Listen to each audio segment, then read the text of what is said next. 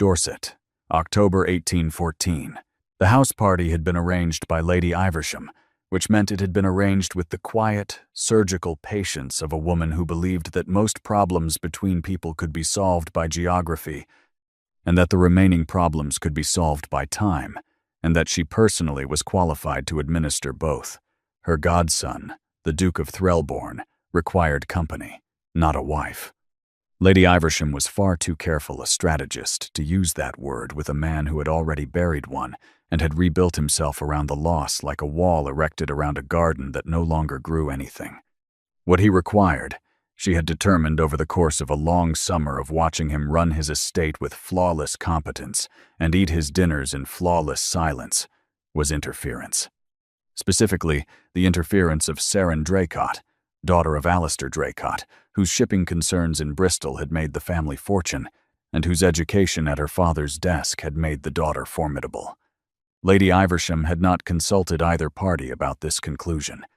She had written to Mr. Draycott, mentioned the library and the October countryside, and trusted that a man who had spent 23 years raising a daughter who could read a shipping contract at 14 would understand the shape of what he was being offered.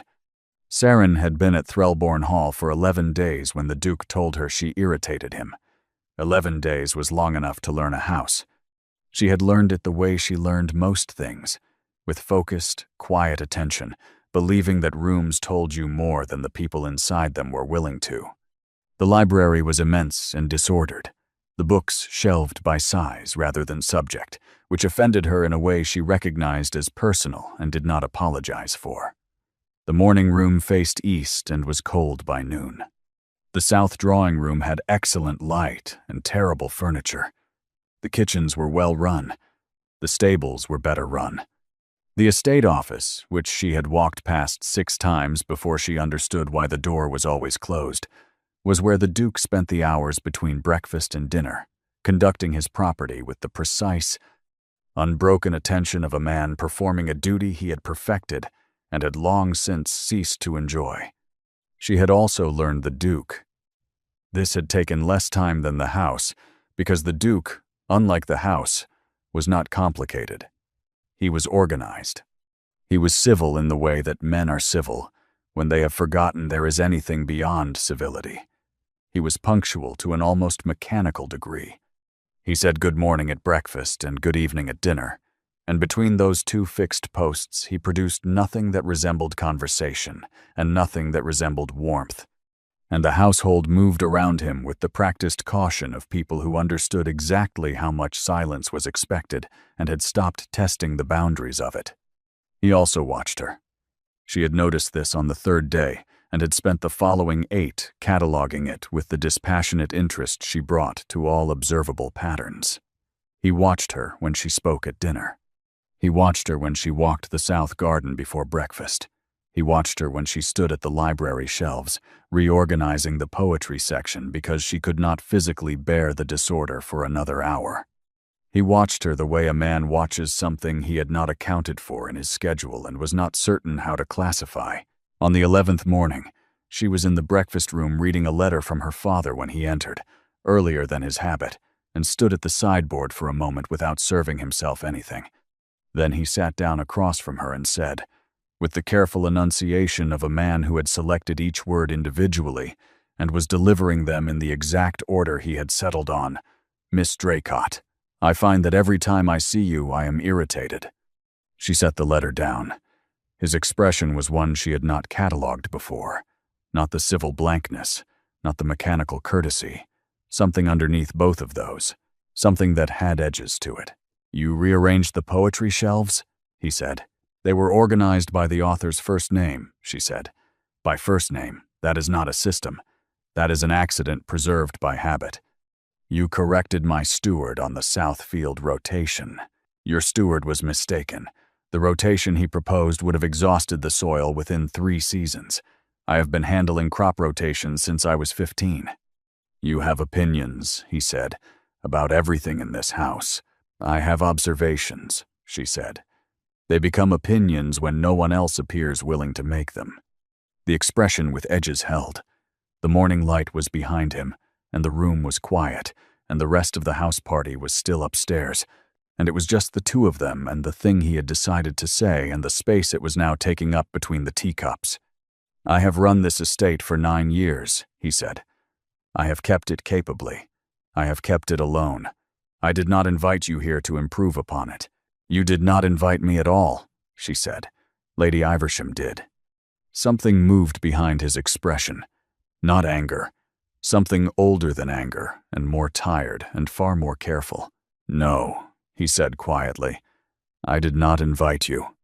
She understood then, with the clarity she brought to every piece of information that mattered, that the irritation had nothing to do with the poetry shelves, or the crop rotation, or her opinions about the furniture. The irritation was about what her presence had exposed in a house arranged around absence, and how thoroughly she had illuminated exactly how much absence there was. She understood it, and she did not say so, because some truths were not ready to be spoken by a guest across a breakfast table on an October morning, and because the man sitting across from her was not yet ready to hear them from anyone, let alone from her. She held his gaze for 5 full seconds. She had been counting since she was a girl. It was a habit her father had taught her during negotiations. 5 seconds of held eye contact communicated a very specific thing. It said, "I have heard you completely, and I have decided what to do with what I have heard, and you will not be part of that decision." Then she folded her napkin, placed it beside her plate, and stood. "Thank you for your hospitality, Your Grace," she said. Her voice was level and carried warmth and contained no trace of injury, because she had decided in the space between second 3 and second 4 that she would not allow him to know he had landed anything. "I will arrange my departure this afternoon." "Miss Draycott," he said, and there was something in the way he said her name that had not been present in any of the previous 11 mornings, something that suggested the speech he had prepared did not include her leaving. "Good morning, Your Grace," she said. She left the breakfast room without looking back, climbed the main staircase with the unhurried composure of a woman concluding her business, and found her maid in the guest room. "Pack everything, Nell. We leave before dawn." Her maid, who had been with her since Bristol and had witnessed this particular calm before and knew exactly what it meant, said nothing and began folding. Saren stood at the window and looked out at the Dorset countryside in the October light, the gold and rust of the late trees along the south garden wall, the stable roofs, the edge of the east wing where the estate office windows faced the drive. A man who had told her she irritated him and had meant something else entirely, and did not yet possess the language for what that something was.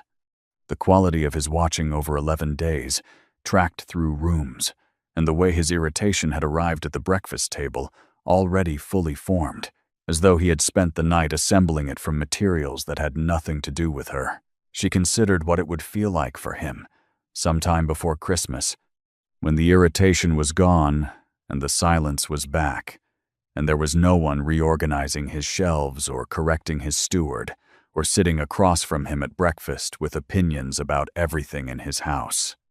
She did not sleep. She did not need to. By 4 in the morning the carriage was loaded. By 5, she was through the Threlbourne gates.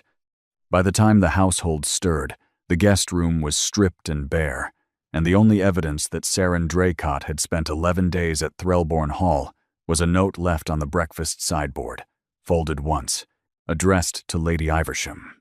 It read, "Thank you for the invitation. The library needs a better system. Saren Draycott." And in the poetry section, the shelves remained in the order she had imposed, which was the correct order, and which would remain correct long after she had gone, which was, she had decided somewhere between the second and third trunk, a perfectly satisfactory last word.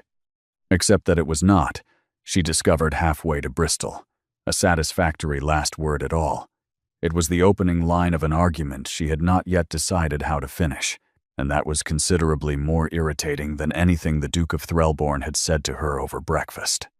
Brackenridge was purchased before November was out, 140 acres of mixed farmland and pasture running along the north bank of the River Cerne, with a stone farmhouse in need of repair and a reputation for poor drainage that had discouraged every buyer. Saren had found the listing on her second day back in Bristol, which was faster than she would later admit. She had her father's solicitor in Dorchester within the week. Her father, reading the surveyor's report at his desk, said nothing for some time. Then he said, "The Cern runs through Threlborn land." "It does," she said. "Brackenridge sits upstream of the Threlborn estate." "It is well positioned," she said. "The water access alone makes the investment sound." Her father regarded her over the report with the expression of a man who had taught his daughter to read contracts at 14 and was now watching her deploy that education in a direction he had not anticipated but recognized. Immediately. "This is about the Duke," he said. "This is about 140 acres at below market value," she said. "The location is incidental." He set the report down. "Saren, it is a sound investment, Father."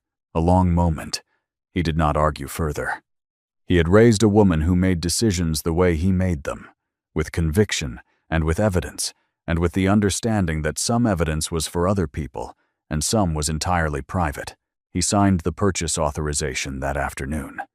She told herself it was entirely about the acreage. She maintained this position for approximately 3 weeks, at which point she stopped pretending and simply stopped explaining. She arrived at Brackenridge on the first Monday of December. The farmhouse was cold and small and had none of the proportions of Threlborn Hall, which was a considerable relief. There was no one here to watch her through rooms. There was no one here to be irritated by her observations.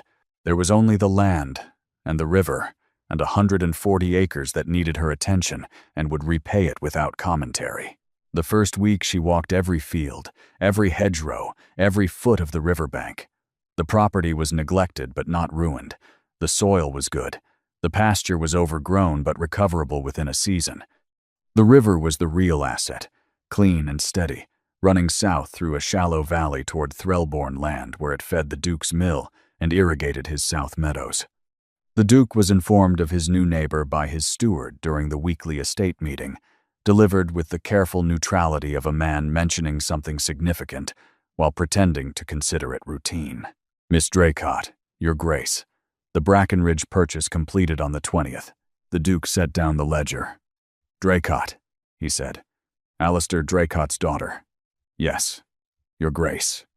He turned toward the window that faced north, toward the river and the Brackenridge fields beyond it, where the bare December trees stood against a pale sky and the land ran flat and open for half a mile. "The water records," he said. "The arrangement with the previous owner regarding the sluice gate. Has it been documented?" "It was informal, Your Grace. Nothing recorded. Have it reviewed. Before the month is out." His steward noted this and said nothing further, and the meeting continued, but the Duke glanced at the north window twice more before it was finished. She was standing at the old sluice gate on the Thursday of her second week, surveying where the Brackenridge watercourse joined the main channel, when she heard hooves on the frozen ground behind her. He came from the Threlborn side on a bay horse at a pace that told her he had known exactly where she was and had come with purpose. He reined up on his bank of the river and regarded her across the water with the expression she recognized from the breakfast room. The assessing one. The one that preceded a position he had already arrived at. "Miss Draycott," he said. "Your Grace," she said. She did not perform any greeting beyond the words. They were standing on opposite banks of a river in December. Formality belonged to breakfast rooms. "My steward tells me Brackenridge has been purchased." "It has. By you. By me." He was quiet for a moment. The river ran between them, not wide, perhaps 12 feet across, but cold and moving with the steady current of December rain. "The sluice gate," he said. "It governs the flow to the Threlborn mill." "I am aware of the sluice gate," she said. "The previous owner maintained an arrangement with the Threlborn estate regarding the water flow, an informal understanding." "Then there is no arrangement," she said.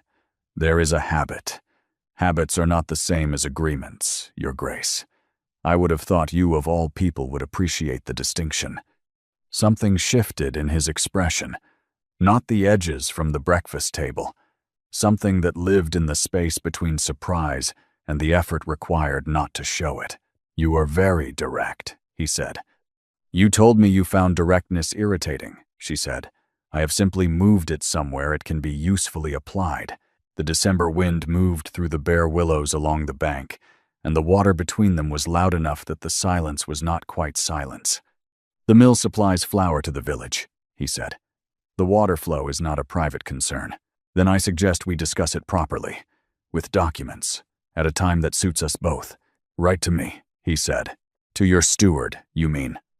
I mean write to me, he said. Directly. He turned the horse. Good morning, Miss Draycott.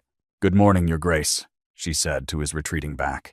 Alone at the river bank, she turned over the word directly, and the expression that had not been the assessing one, and the fact that a man who had told her she irritated him had just ridden deliberately to her river to tell her to write to him in person. She went back to the farmhouse and did not think about any of it for the remainder of the day, with results she would generously describe as mixed. She wrote to him on Friday. The letter took 3 attempts. The first was too clipped, the second was too warm, the third was precisely what it needed to be.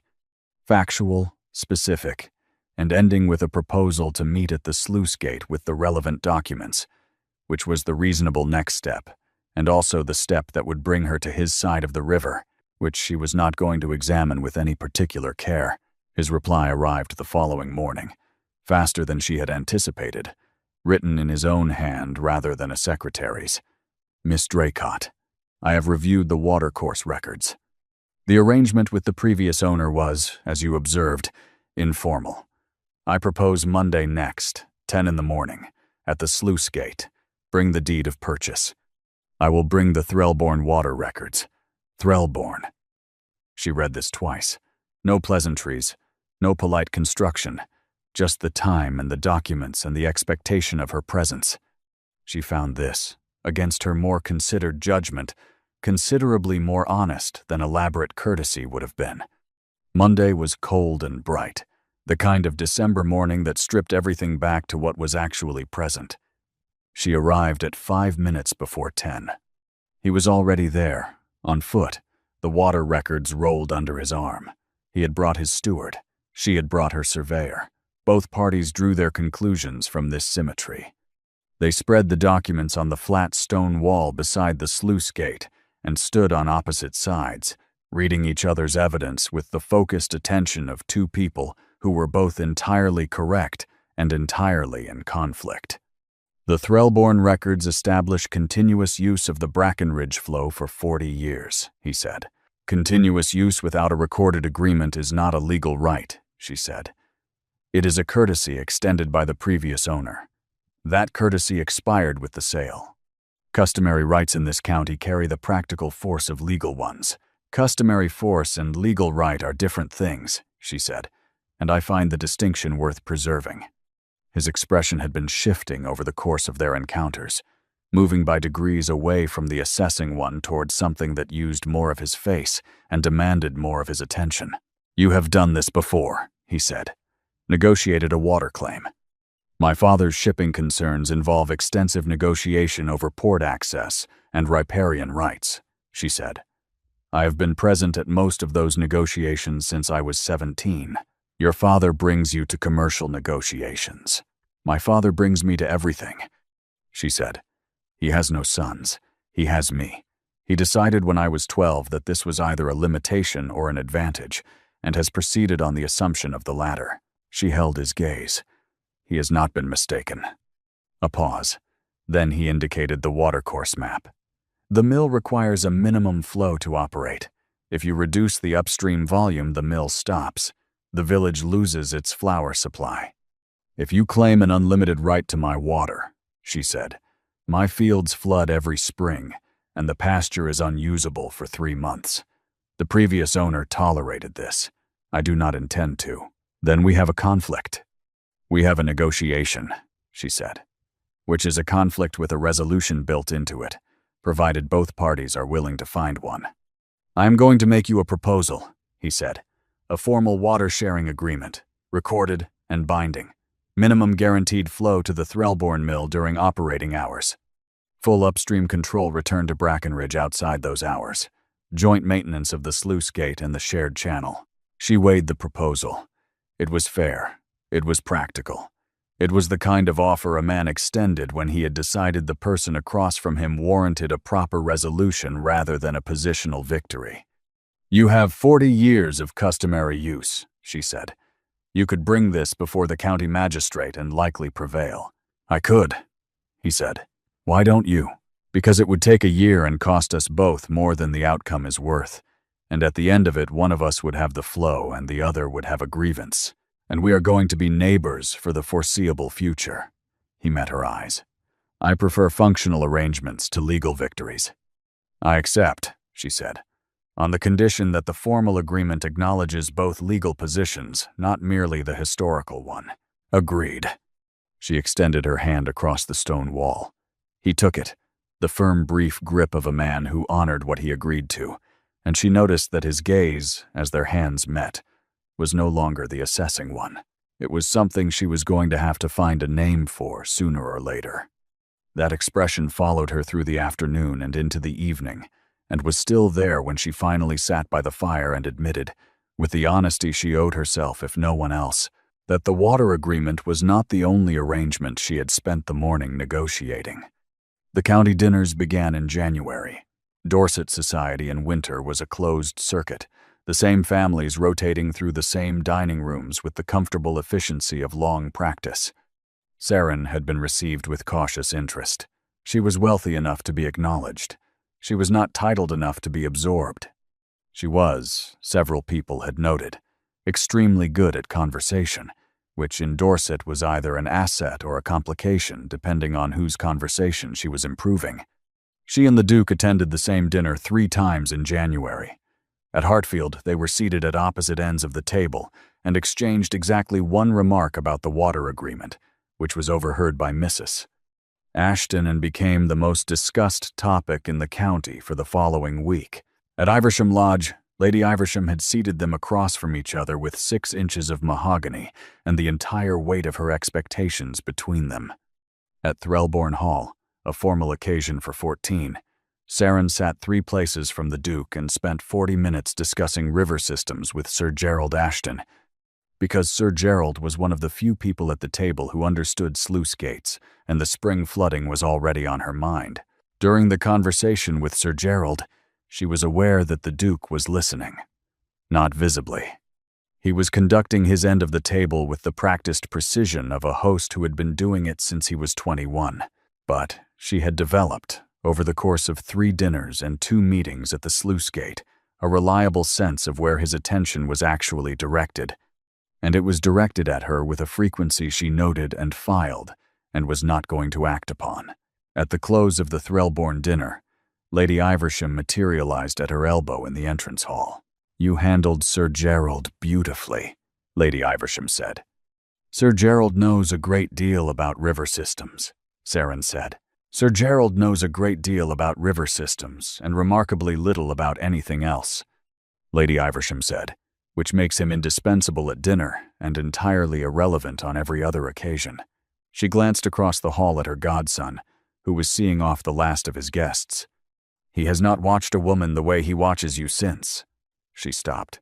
"In some considerable time." Saren studied her gloves. "I am aware of Catherine," she said carefully. "Catherine was a wound he turned into a way of living. Ways of living can be revised." A pause. "With sufficient evidence." "Lady Iversham, I purchased Brackenridge as a business investment."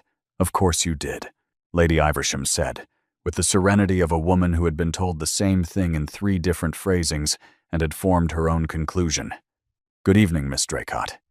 February brought the kind of frost that Dorset produced once or twice a winter, the sustained bitter cold that turned the river sluggish and the ground iron hard, and made the sluice gate a genuine crisis.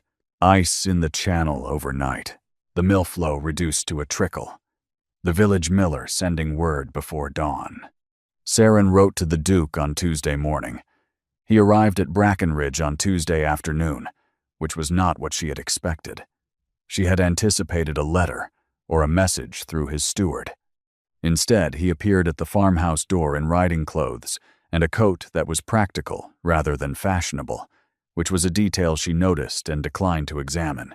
"I thought seeing the gate would be more productive than a letter," he said. It would, she said.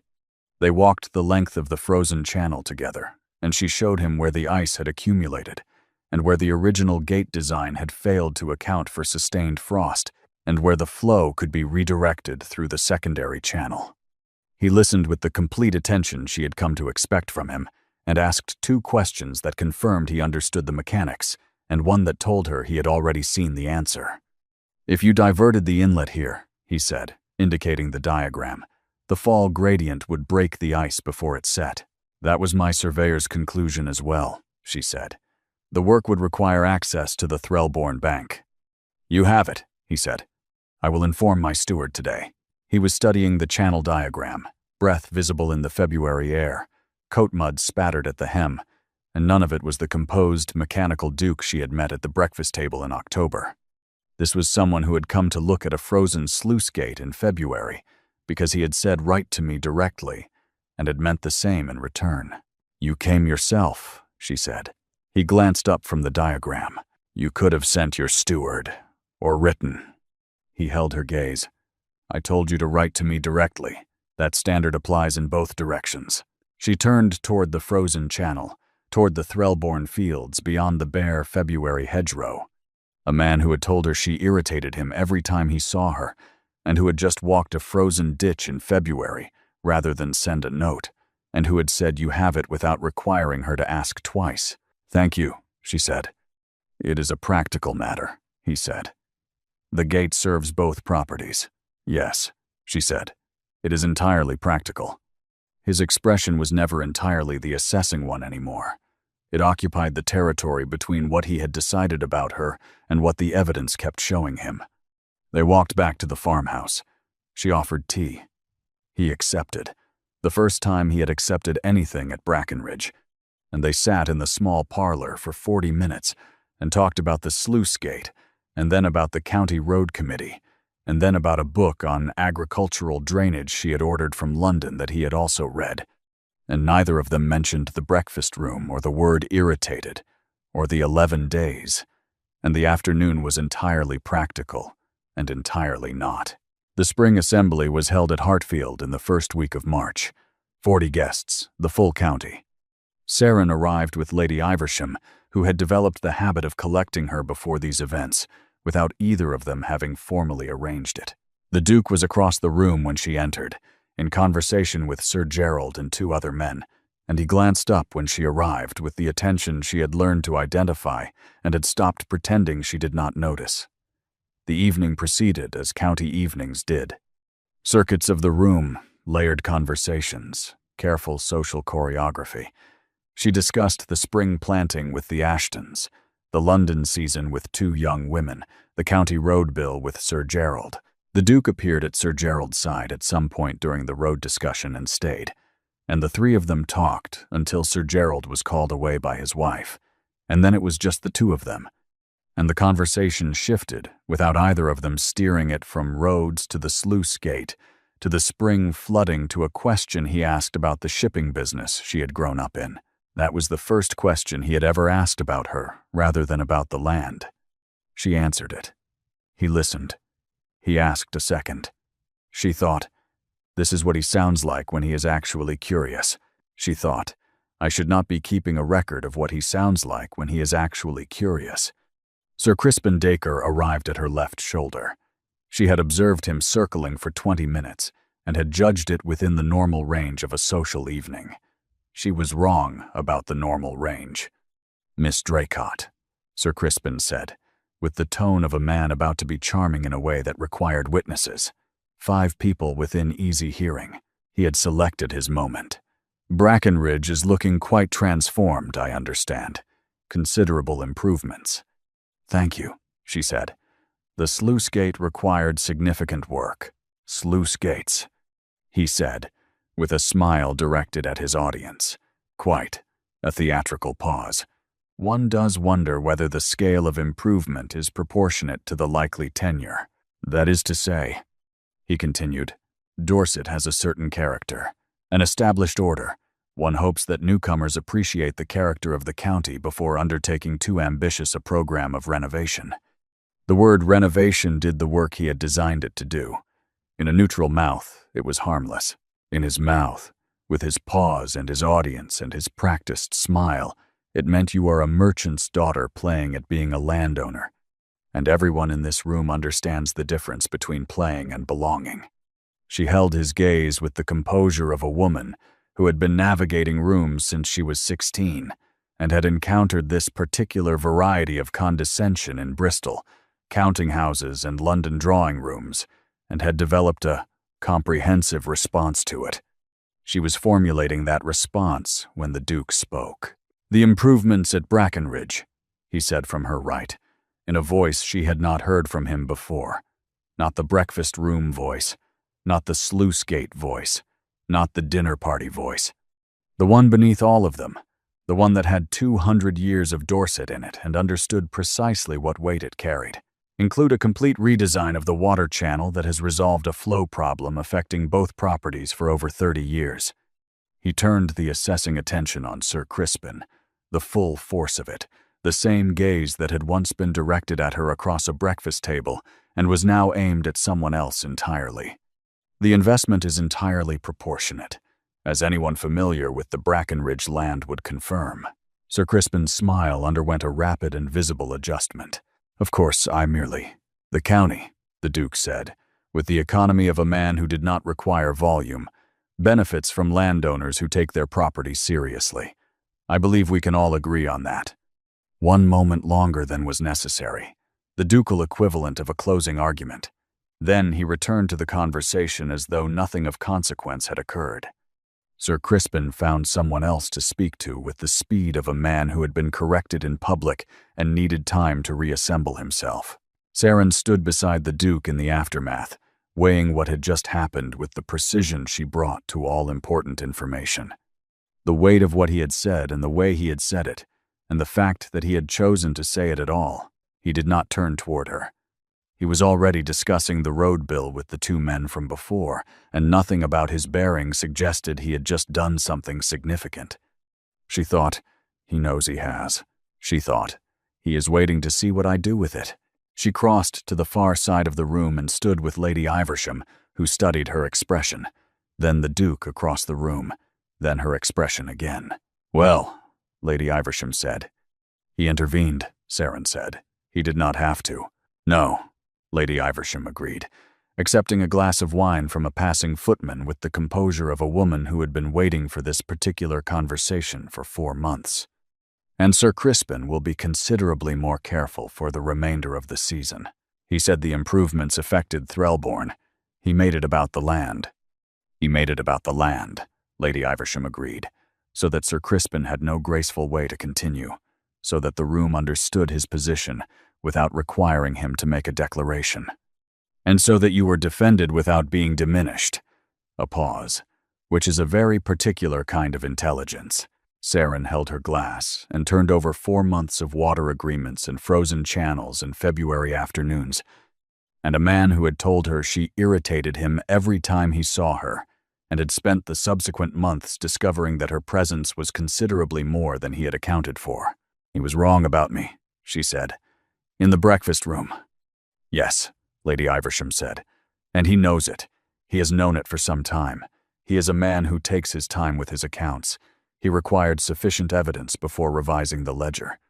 Saren recalled the 5-second gaze in the breakfast room, the one that had said, "I have heard you and I have decided." The woman who had counted to 5 and turned away and packed before dawn. The woman standing in this room 4 months later with a wine glass and a water agreement and a county that was beginning to understand who she was. Across the room, the Duke met her eyes. Not the assessing attention, the other one. The one she had stopped pretending she did not notice. She held his gaze. She did not count to 5. She did not turn away. She held it for 1 moment longer than the social register required, then turned back to Lady Iversham and said something about the road bill, and the assembly continued around them, and neither of them said anything further that evening, and it cost them both considerably. He called at Brackenridge on a Thursday morning, 3 days after the assembly, which was fast enough to mean the decision had been made before he left the room. She was in the upper field when he arrived, checking the spring drainage with her surveyor, which was not the condition in which she would have chosen to receive a duke. But she had stopped arranging herself for his benefit sometime in February and was not going to resume the practice now. He was at the Brackenridge gate, on foot, and he waited while she finished her conversation and walked back across the field toward him. She did not hurry. He did not appear to expect her to. "Your Grace, Miss Draycott." He surveyed the upper field, the channels running clear in the March morning. "The spring flow is working." "It is. The Threlbourne mill ran at full capacity this morning for the first time since November.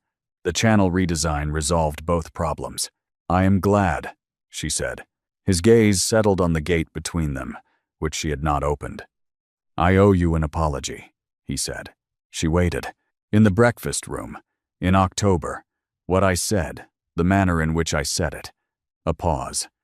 "It was not how I should have spoken to you." He was studying the gatepost rather than facing her, which was the only sign that this was costing him something. "I came to that breakfast table with a position I had formed before I sat down, a position that had nothing to do with you and everything to do with." He stopped. "Catherine," she said. His eyes found hers. "I understood it in the breakfast room," she said. "That morning. That is why I left. Not because you insulted me, although you did, but because I understood that you were not seeing me. You were conducting a history, a quiet moment. Yes." "I am not Catherine," she said. "I am not a correction for Catherine. I am not a livelier version of Catherine, and I am not a safer version of whatever you believe you require." "I know," he said. "I have known it since December." He turned toward the field. "You are not a safer version of anything. You are the most disruptive presence I have encountered in 9 years of keeping a very orderly estate, and I mean that as a complete accounting of my situation." She weighed this. A man who had walked into a breakfast room with a wound dressed as a schedule and had spent 4 months watching the schedule be dismantled by sluice gates and water rights, and a woman who knew exactly how irritating she was and had purchased 140 acres of it at market value. "You defended me at the assembly," she said. "Sir Crispin was. You defended me," she said, before the sentence was finished. He met her eyes. "Yes. Why?" A long moment. "Because he was wrong. And I was the person in that room most qualified to say so, and the most obligated." A pause. "And because you had already made the case better than I ever could. I wanted it stated formally." She turned this over. The 5-second gaze in the breakfast room, the leaving one, and what that gaze meant now, in this field. With this man who had stood at an assembly and said anyone familiar with the Brackenridge land would confirm it, and who had come to her gate and apologized without qualification. She opened the gate. "Come in," she said. "The upper field is worth seeing properly, and I believe I owe you tea." He came through the gate and fell into step beside her on the path toward the farmhouse. The March morning was clear, and the fields were draining clean, and nothing had been resolved, and everything had been said that needed saying first. There was more to say. It would keep until the tea. The tea was in the Brackenridge parlor. She had chosen it because it was where she worked, and because she was not going to arrange a room she did not have for a man she was no longer willing to perform for. This was not a morning call.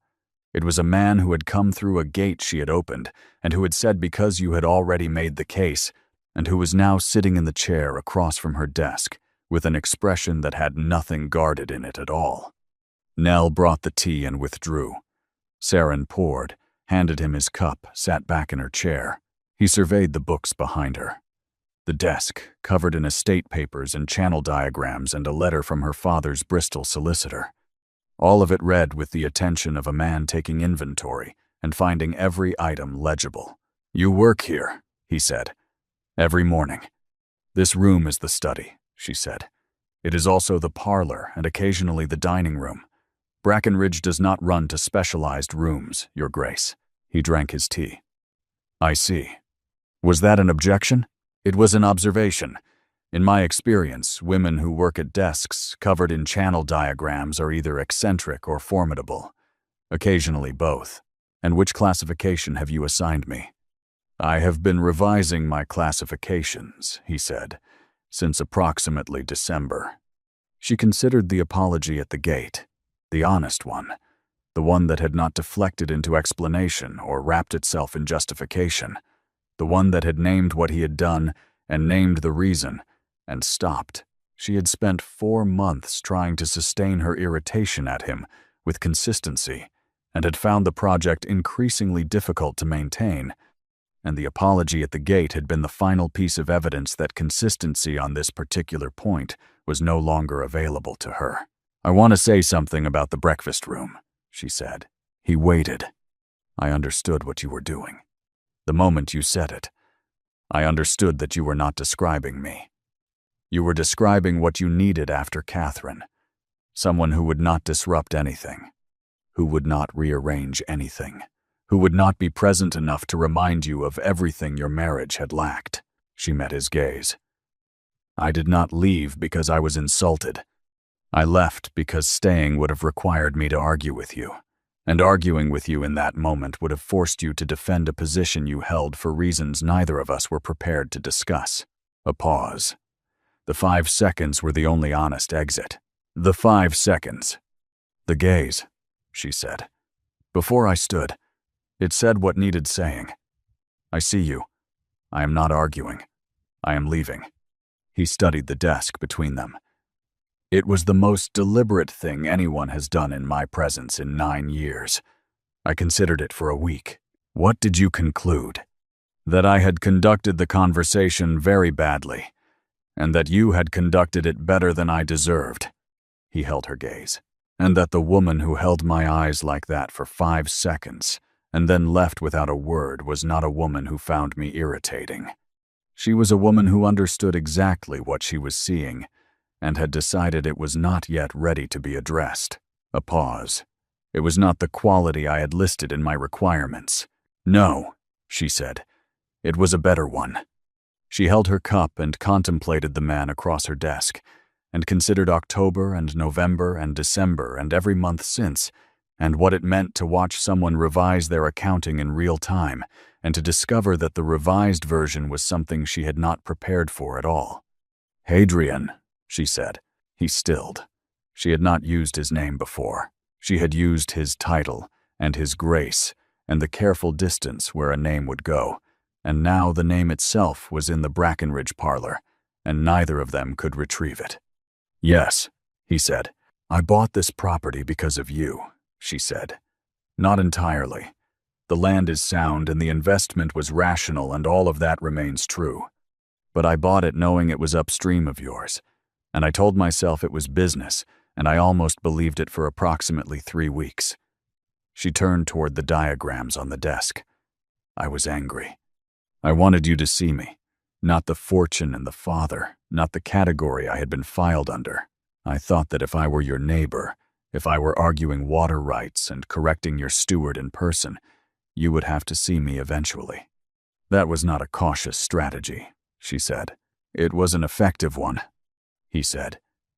"It produced a water dispute and a frozen channel." He paused. "It produced you being here in this parlor having this conversation. I consider the investment entirely sound." He stood and came around the desk and stood before her chair, and she stood, because this was not a conversation for sitting, and they were very close in the Brackenridge parlor with the March morning light through the low windows and months of water rights behind them. "I was wrong about you," he said, "in the breakfast room in October. I was wrong before I met you, and I was wrong in the meeting, and I am asking." He stopped. His expression had nothing of armor in it at all. "I am asking whether I am too late to be right." She considered the 5-second gaze, the first one, the leaving one, the one that had said, "I see you and I am going," what that gaze meant now, in this room, with this man who had stood in an assembly and stated her case and had come through her gate and apologized without condition. She did not count. She held his gaze with no exit built into it. "You are not too late," she said. He covered her hand with his. The full, undefended attention, the one that had been building since December, was now entirely present and entirely permitted. He kissed her. It was not tentative. It had the honesty of a man who had been revising his position for 4 months and had reached a conclusion he was prepared to act upon. She kissed him back with the same precision she brought to contracts and channel diagrams and every true decision she had ever committed to. And the parlor was warm, and the March morning was outside, and none of it required any further arrangement.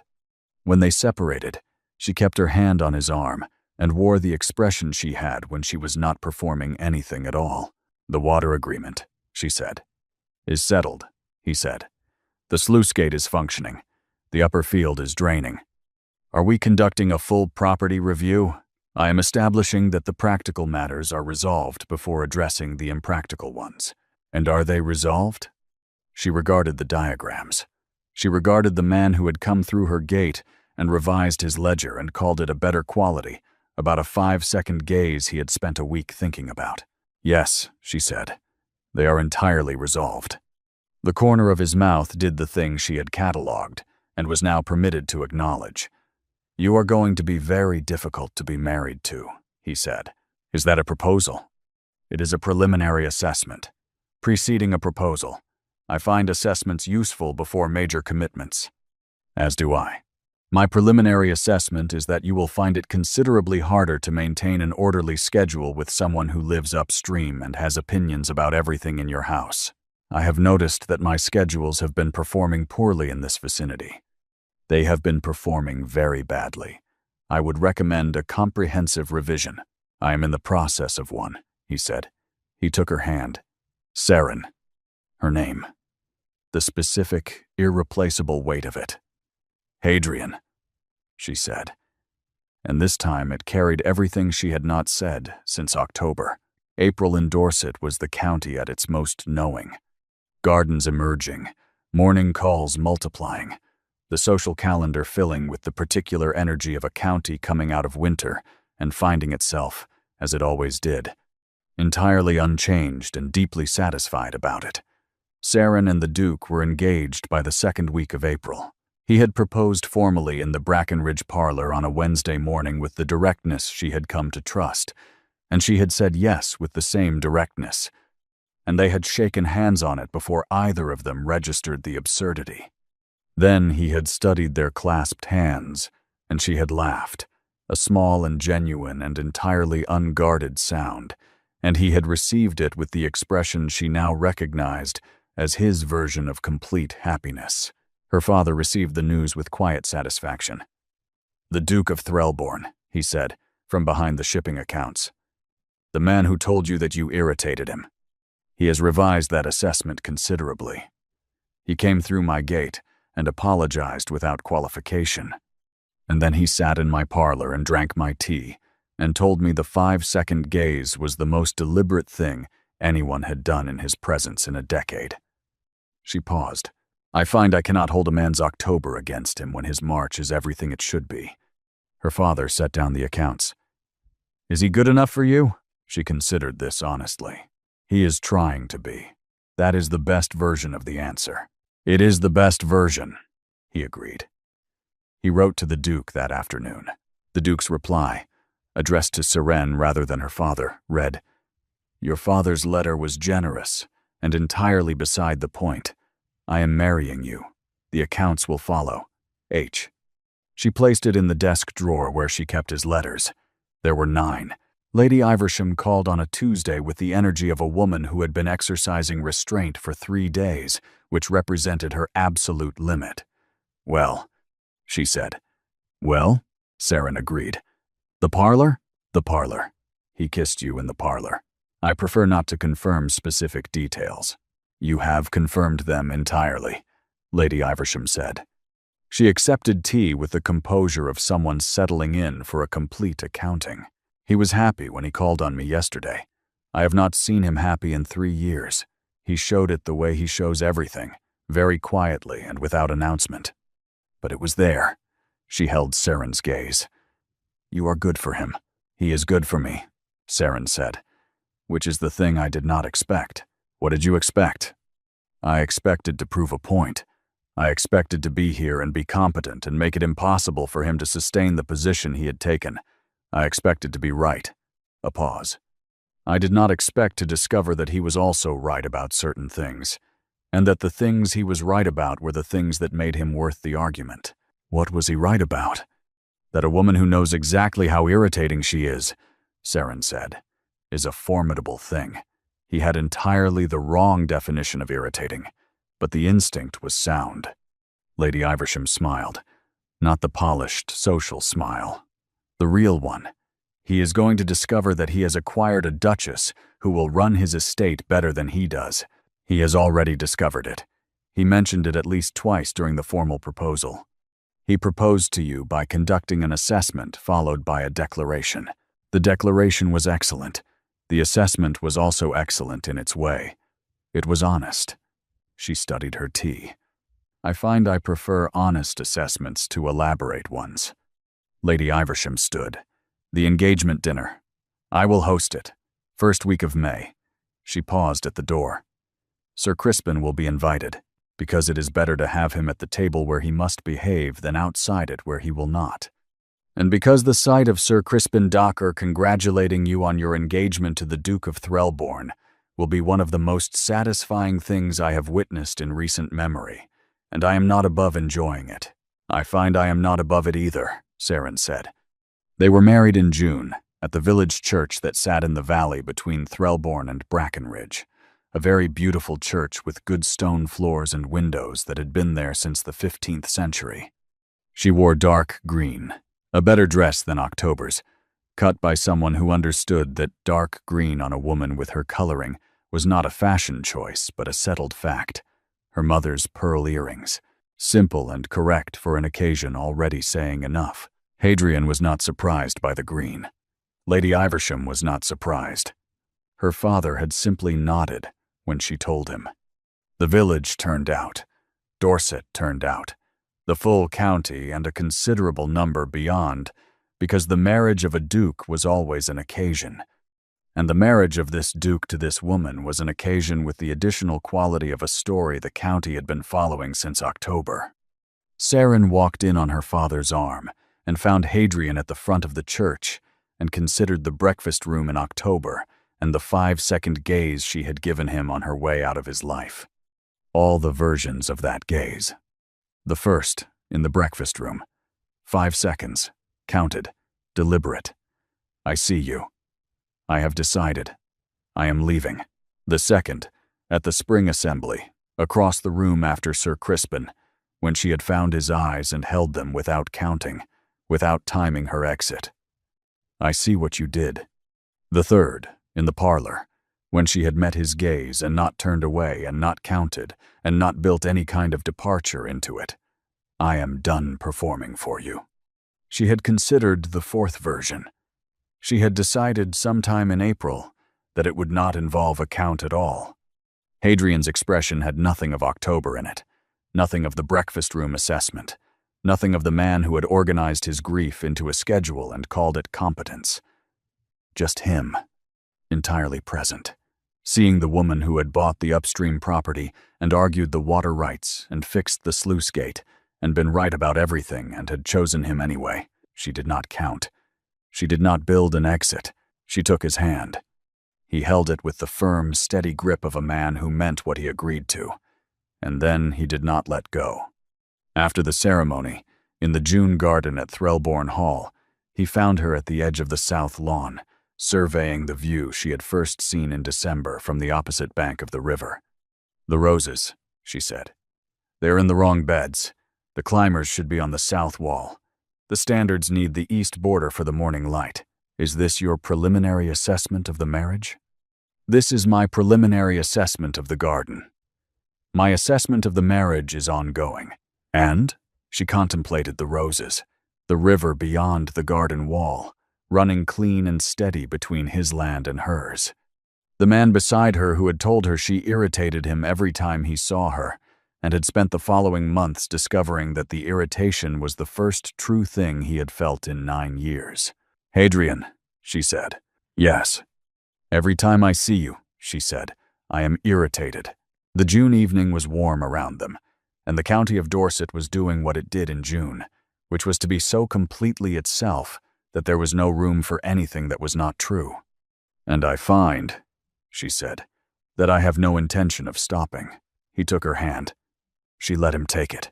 The June light moved across the Dorset countryside in the long golden way of evenings that did not want to end, and the roses were in the wrong beds, and the river was running between two estates that were no longer on opposite sides of anything, and none of it required further arrangement. The best investments, her father had always said, were the ones you understood better after you had made them than before. She understood this one completely.